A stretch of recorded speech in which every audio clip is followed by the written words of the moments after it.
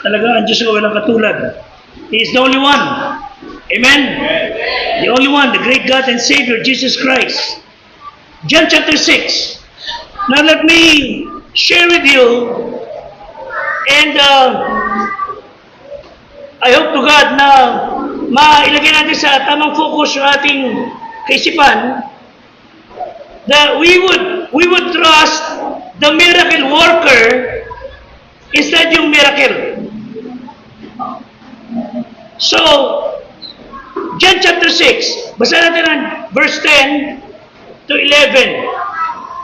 John chapter 6, verses 10 to 11. Okay, begin.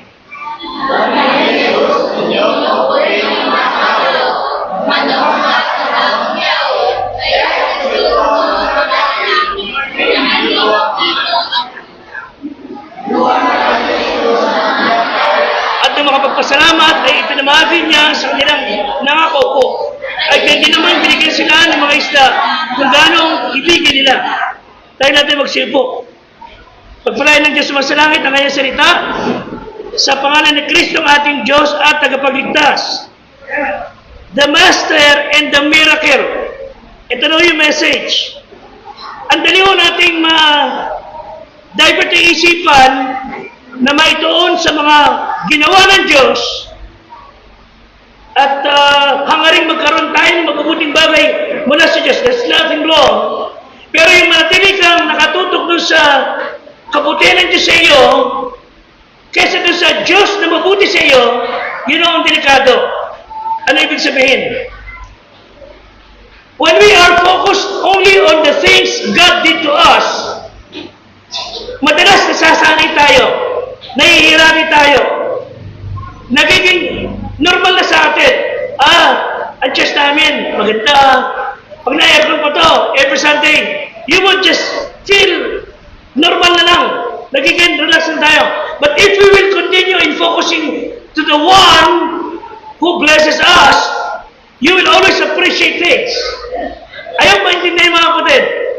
If you believe the Bible, na ang Bible is salita ng Diyos, you will know that God is a miracle-working God. Amen? Walang duda ng Diyos gumagawa ng milagro. And God is not limited in any degree or in any respect. Hindi siya limitado ng kanyang magagawa because He is sovereign. Hindi imposible sa Diyos ang gumawa ng imposible. Amen? Walang imposible sa Diyos, in short. So we can believe in the miracles. But do not put your faith in miracles.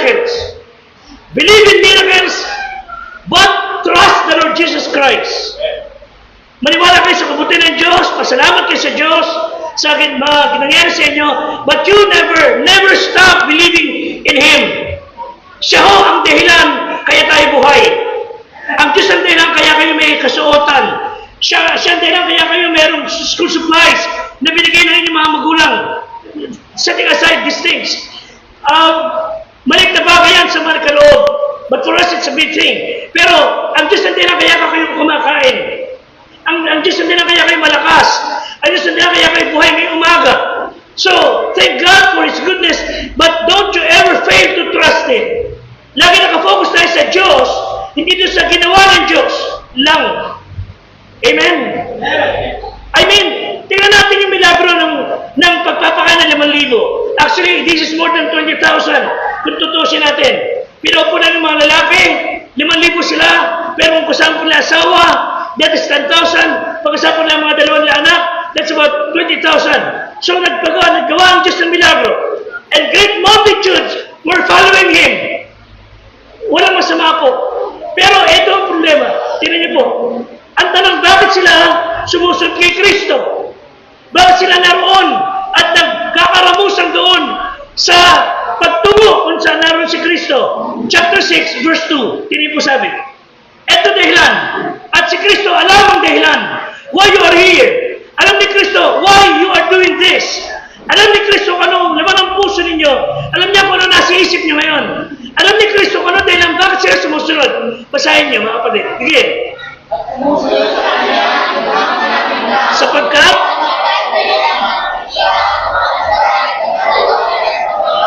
you see, they saw the miracles He did. Masama po ba yun? Hindi naman. Pero kung susunod ka na sa Diyos dahil sa mga ginagawa niya, parang kulang. Bakit hindi ka sumunod? Dahil mahal mo siya. Whether He do things or not to do things. Kaya ito mga kapatid, ito yan ha, listen. Kapag kayo ay tamang puso, narito ka, nandun sa bahay, nasa school ka, wherever you are, if your heart is focused on Him, who is the miracle worker, hindi ka lang focus sa mga ginagawa niya sa iyo, ito sasabihin mo sa Kanya, Panginoon, kahit wala akong school supplies, masaya pa rin ako. Panginoon, kahit wala akong magandang kalusugan, masaya pa rin ako. Kahit Panginoon, wala kaming sapat ng pagkain na mayroon sila, I will always say thank you. Bakit? Kay Kristo ka nakafocus eh. Panginoon, kahit yung sapatos ko ngayon, isa rin sapatos ko na nakaraan, okay lang sa akin. Bakit? Nakafocus ka sa Kanya. Pero pagka may sumusunod sa Kanya, at ang dahilan kaya ka naroon dahil nakikita mo yung ginagawa niya, okay lang yan. Sana maging daan ng kaligtasan. Sana maging daan na makalapit ka sa Diyos. Pero kung ilang dahilan, kaya ka nasa isang lugar, dahil gusto mo makita yung ginagawa ng Diyos, pagka wala ka na nakikita, wala ka na sa Diyos. Yun ang problema. At walang amen doon, mga kapatid. I want you to see Him, not only the miracles He did, lagi na lang nakafocus ka sa Diyos, so whether you receive or not receive, hindi ka mawawala. Bakit? Ang Panginoon naman ang pinuntahan, hindi naman ang anumang bagay. Kung mayroong blessing, salamat sa Diyos. May sakit ako, pero makakapunta ako sa church, pupunta ako kasi mahal ko Diyos. At mahal ko yung mahal niya. Amen? Ayun, malinaw na yan. So, people do that today. They follow Him, dahil sa ginagawa niya. Hindi dahil sa mahal nila si Jesus. In fact, most of those people na sumama sa Kanya, binigyan ng Panginoon, pinakain niya. And some of those na naglagay ng mga palm, mga papuri, Hosanna to the King, papuri sila sa Diyos, pinaparangalan siya. Some of them are the ones who say, crucify Him. Bakit to? Nung wala na sila mapakinabangan, ipapatay na yan. Nung wala sila matanggap, patay na yan. Walang silbi yan. Yan ang mga faith. Pero tunay na Kristyano, with or without anything, God will be blessed sa kanyang buhay. Yun ang dapat na maintindihan natin. So that's why, pagka tayo, nasa Panginoon ka, sinilangan ang kapwa mo, sa akin, hindi mo ko sasalain, patay lang ako matagal eh. Pag nakalag ng santa, hindi ka kahit papatol, matitiis mo, bakit? Okay sa akin. Kasi yan naman gawa ng basura eh, magkalat ng kalat. Di ba? Pero pagka ikaw ay nakafocus na sa ginagawa ng Diyos, sa mga bagay na nakikita mo ginagawa niya, isang santalang ng tao siya negative, naghahanap ka na ng masyete, mananaga ka na. Konting diferensya lang, iwanan mo ng Panginoon. Pagka ikaw yung nakafocus na sa mga ginagawa niya, sa pagpapala niya, pag wala ka ng biyaya, ayaw mo na maglingkod. Eh bakit mo naglingkod? Dahil sabi ng Bible, kasi sumusunod ka lang, then may nakita kang tanda. But help us, God help us, na as we follow Him, because we love Him. Ito, tinan nyo, tatlong bagay lang. Ito, mabilis lang. Tandaan ito, there's no problem too big. There's no problem too huge na hindi niya kayo nagtasin. Okay, balik tayo sa lupa. Anong problema meron kayo ngayon? Anong problema meron kayo ngayon? Doblehin niyo pa. Palalayin niyo pa. Mas malaki pa ba yun sa Diyos natin? Problema po, pastor, school supplies, sapatos, lapis. Talagay nyo, mas malaki pa ba yung lapis sa Diyos? Pero hindi ko sinasabi sa inyo lagi ako ganon. March hanggang kahapon ng 4 o'clock. Nag-iisip ako, Panginoon, bakit parang walang nangyayari? At parang tahimik ang paligid, parang nakasara. Sabi nga sa inyo, ang Diyos na nakakaalam. Bigla may tumawag sa pastor, may tao po ba sa church? Gagamit ang Diyos sa mga tao. Kailangan tayo magtiwala tayo sa Kanya. There's no problem too big that Jesus cannot solve. Tinan po sa verse 5. Tinan yung sinabi, may problema sila. Basa mga kapatid. At itinanaw nga ni Jesus, pagkakita ng lugang maraming tao yung malapit sa Kanya,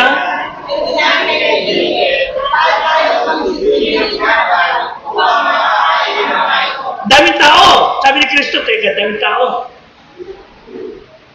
Sa tao ko walang pambili. Sa tayo bibili, na para makakain ito maraming to. Ang problema, saan makakabili? Pangalawa, anong pambibili mo? Wala mo pera si Kristo eh. Anong pera si Kristo? Maniwala kayo. Baka nga mas mayaman pa kayo sa Kanya ngayon eh.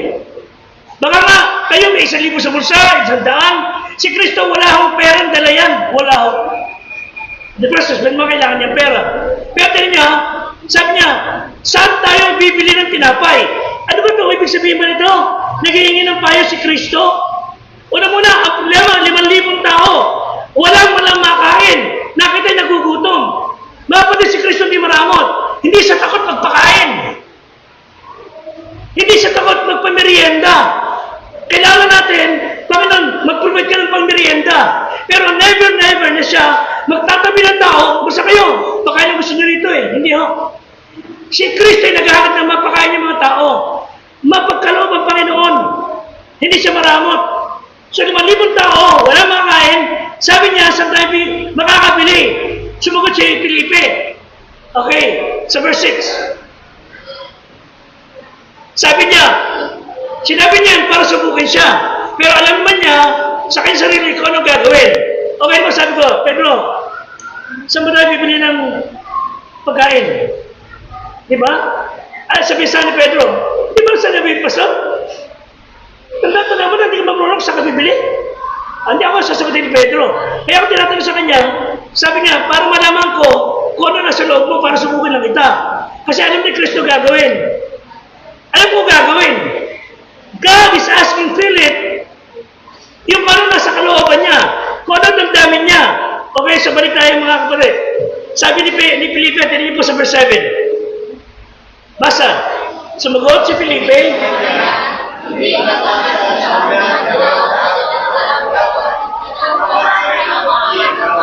hindi kasi po yung sweldo ng 1 taon para mapakain itong mga ito. Halos ganun ang ibig sabihin niya. Ibig sabihin, wala tayong enough pera pabili ng pagkain kung meron mang kulang na kulang. Wala tayong magagawa, imposible. Yan nga ang gusto ng Diyos eh. Sa panahon imposible, walang magagawa ng tao, di siya makakaasa ng tiwala ninyo.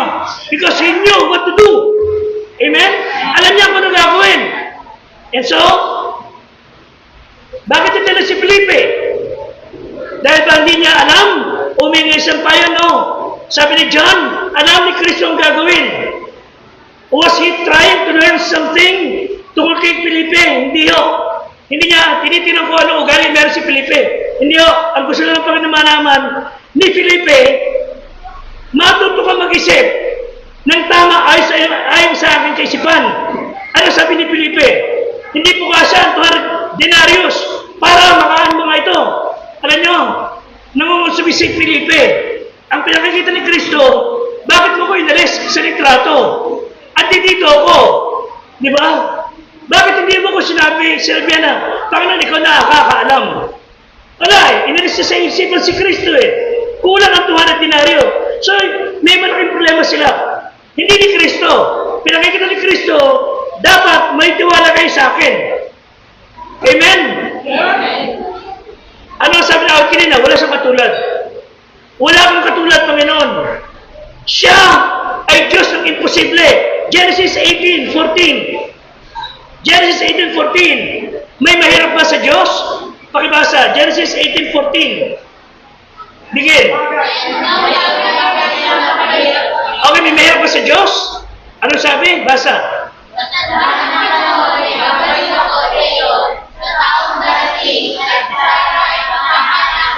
Okay, again, unang verse. May mahirap bang bagay sa Diyos? Wala. Tama kayo. Ito sabi, Jeremiah 32:17. Jeremiah 32:17. So, tanong, may mahirap bang bagay sa Diyos? Basahin niyo sagot ng Bible. Begin.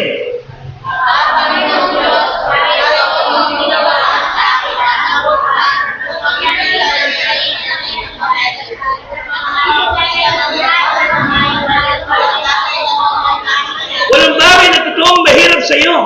Natitigil ba yung church? Gano'ng kalaki problema meron kayo? I mean, gano'ng kalaki? Doble ninyo. Triple ninyo. Mas malaki pa ba yan kaysa sa Diyos? Sabihin nyo, may mahirap. Tapos na mahirap ang lutasin ng problema ito. Sinasabi siya ng Diyos, walang mahirap sa akin. Ayaw lutasin yan. Pagtiwalaan mo lang ako. Yun ang sinasabi ng Diyos sa atin. Put this down big and plain and straight. There is nothing too hard for God. Walang mahirap para sa Diyos gawin. Napipigilan lamang siya na kawalan natin ng tiwala.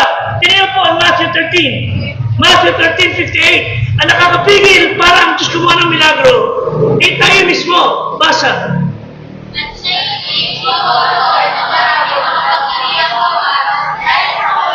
You see? Bakit hindi gumawa ng Diyos na makapangyarihan? Bakit hindi siya gumawa ng himala? Bakit hindi siya kagawa ng kapabalagan? Dahil wala silang pananampalataya. Ayaw nila magtiwala. Ayaw nila pagtiwalaan ng Diyos na nagligtas sa kanila. Para sinasabi sa atin ng Diyos, kaluluwa mo ay niligtas ko Pagkain mo mamaya, kaluluwa mo ay niligtas ko. Yung bang anak mo na may karamdaman, ang kailangan natin, manampalataya sa Kanya. Magtiwala. So again, there's no problem to be that Jesus cannot solve. Second, there's no person too small that Jesus cannot use. Walang tao na maliit, pinag-aralan, maliit ang kakayahan, maliit ang magagawa, na hindi niya pwedeng gamitin. Mga kapatid, hindi lang matatalino ginagamit ng Diyos. Amen? Hindi lang malalakas, hindi lang magagaling, hindi lang mga matitikas ang ginagamit ng Diyos. God can also use little people, small people, walang kakayahan, simple mga tao. When Jesus solves problem, ano yung ginagamit niya? Tao. Puntahan natin ang John chapter 6, verse 9. So malaki problema. Walang pagkain. Nagugutom ng marami. Pero sabi ng ni Kristo, Felipe, sa tako ko ng mabibilan. Okay? Sabi ni Felipe, kulang. Eto naman. So walang may baon sa inyo. Yung 12. Walang malang baon sino man sa inyo. Ginamit ng Diyos si Andrew. Basa.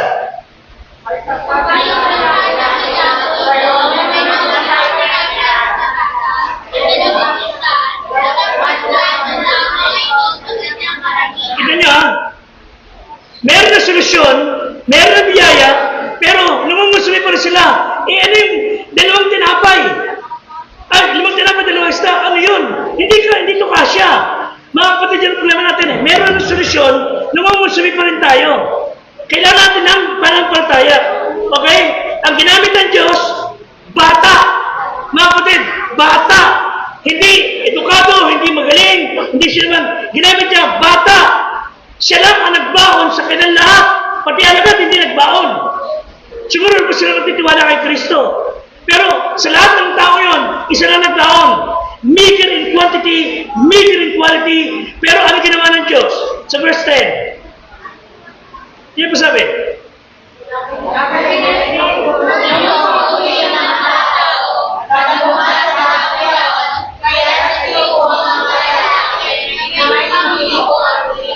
lalaki lang yan, 5,000 na.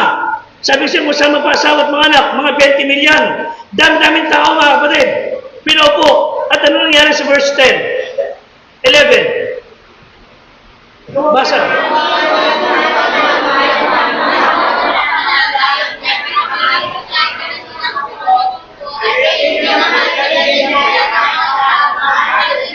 Kinuha naman tinapay, dalawang isda. Listen, imagine nyo, 5 loaves, 2 fishes. Ibinigay kay Jesus. Ang meron kayo, ibigay nyo kay Kristo, and God will bless it. Amen? Kung anong meron kayo, ibigay nyo sa Diyos, God will bless it. You have your life, give your life to Him. God will bless you. Yung dalawang isda, at 5 tinapay, kinuha ni Jesus, pinagpala. Sabi ng Bible, ipinamahagi sa kanilang nakaupo, ilang lahat mga kapatid? 5,000 to 20,000. At binigyan sila ng mga isda kung gaano ibigin nila. Out of 2 fishes and 5 loaves, kumain kayo hanggang mabusog kayo, hanggang mapuritan yung tiyan, kumain kayo ng iniibig, hanggang pwede lang pagtirsa ng puto ang yung tiyan. Kumain kayo ng gusto niyo. Out of 5 loaves and 2 fishes, God blessed them. Bata lang ko yan mga kapatid. Meron kong matanda kagaya ko. You see? Bata lang gagamitin ng Diyos. Kaya lang ibigay mo kung ano meron ka. God can use people. Kahit na maliit ka lang.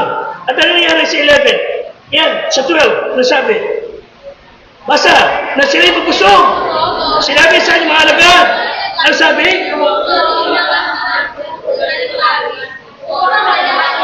Oh, church, ano nangyari? Out of 5 loaves and 2 fishes, kinapos ba? Hindi lumabis pa. Church, dumami pa. Pinagpala pa. Ang bagay na binigay sa Diyos, pinagpapala niya. Sobrang higit pa. Amen? Oh, ito ginawa ni Kristo. Kunin nyo, pulutin, upang walang anumang, ano sabi? Ulit, ano para? Kaya ho tayo, matutong disiplina. Pag may kinain kayo, sinupin, waraw, huwag masayang. Pagkakain kayo sa mga kusaan, kung wala kayo sapat, ubusin nyo, hindi para maubusan kayo, tapos pagka nakikita nyo, kuha, tapos makita mo kung kanin baboy, ayun ang kainin. May mga ganun tao di ba? It's very sad. Pagkahandaan, kuha, hanggang lahat, kuha. Pagka nasa, mong kanin baboy na ito, ayaw mo na kainin, tapos iiwanan. Napakawalang kwento ugali. Hindi naman masamang bumalik kayo Kasi si Kristo ayaw nang may nasasayang. Amen? Pag meron kayo extra damit na pwede bumagi, huwag nyo itambak lang, pamigin nyo. Para walang masayang. Si Kristo masinop. At yung sinop niyan, inilalagay sa lugar. So, ilan natin ang basket? Ilan? Ilan nyo po? Basa. Ilan?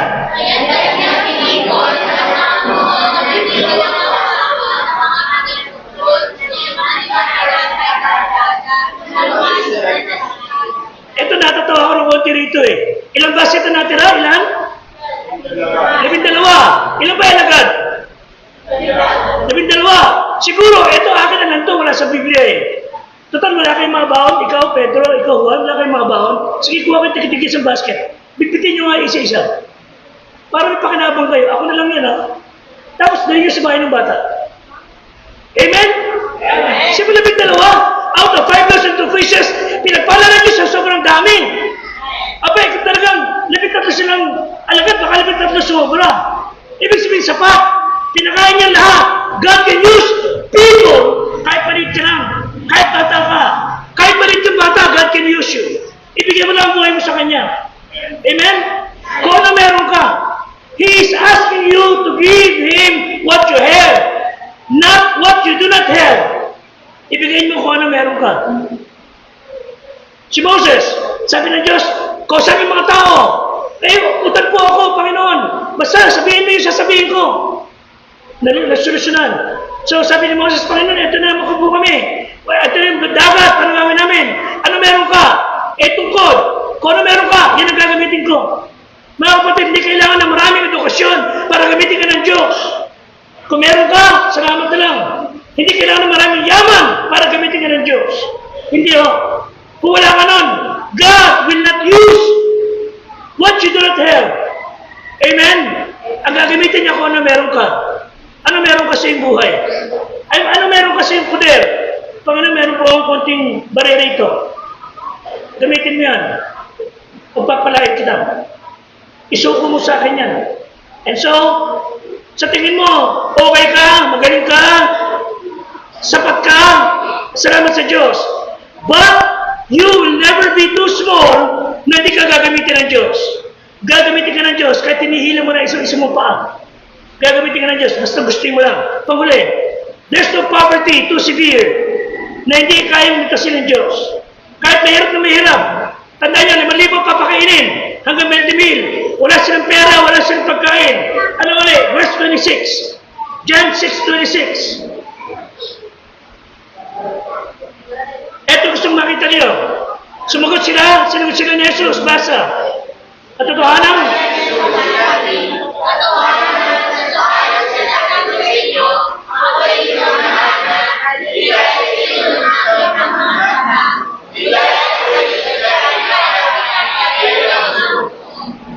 Okay, verse 27. Basta.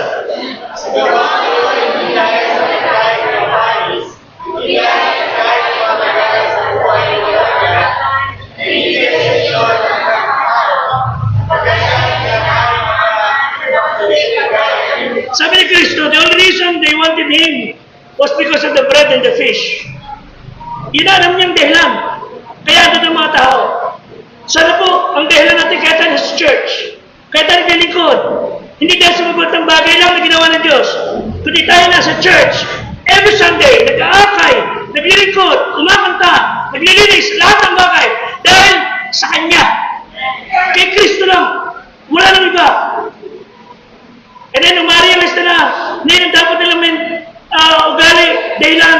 Ano sabi nila sa verse 28? Verse 28. Basa.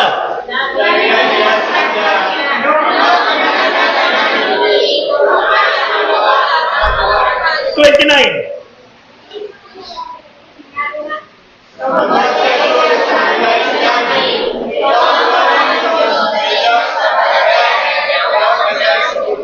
Ito siya sabi ni Kristo, listen. You are here not because you've seen the miracle, but you are here because of me. Yan sa akin. So whether you eat or not eat, narito pa rin kayo, yan sa akin.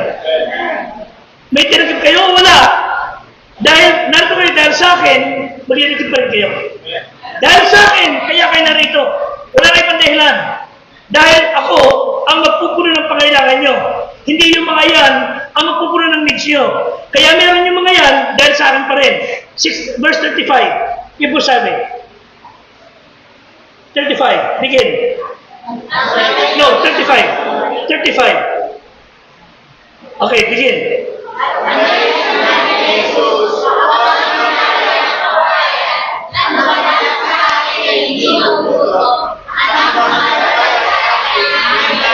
So pagka nakasentro ka kay Kristo, you will never be hungry. Pag lumapit kay Kristo, you will never be thirsty. Pag lumapit ka sa mga tao, sa ginawa ni Kristo, sa mga tao, pag naubos yun, wala na. Peche ka na. Pero pag lumapit ka kay Kristo, you will be satisfied. Huwag niyo makakalimutan. So it's Jesus. Nothing else, nothing less. Colossians 3:17. Colossians 3:17. Basa.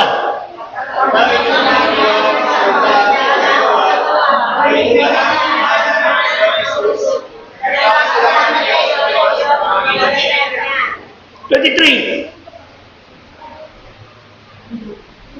Basa.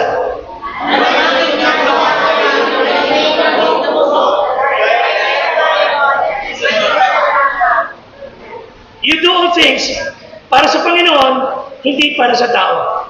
Lahat ng bagay, gagawin mo, narito ka, lahat ng bagay dahil kay Kristo. Huwag kayo lalapas doon. Dahil kay Kristo. Tapos na. Pagka dahil, hindi ako papatol sa maling paninira. Hindi ako papatol sa mga patutsada. Hindi ako papatol sa mga negative. Hindi ako papatol sa mga bagay na naiisip mo masama. Hito ko ron. Dahil kay Kristo.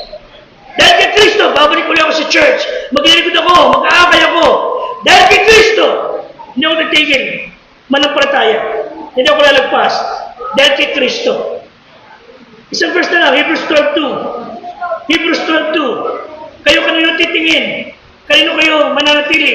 Namasdan natin si Jesus na gumawa ng ating panampalataya. Looking unto Jesus. Kay Kristo ka na lagi nakatingin. Wala na iba. Pag yan ang iyong damdamin, narito ka dahil sa Kanya. Hindi dahil sa mabubuting bagay. Narito ka dahil sa Kanya. Hindi dahil sa mga milagrong nangyayari. Kahit ano mangyari, hindi ka matitinag. Bakit? Dahil nasa iyo ang tamang paniniwala. Tayo natin tumayo.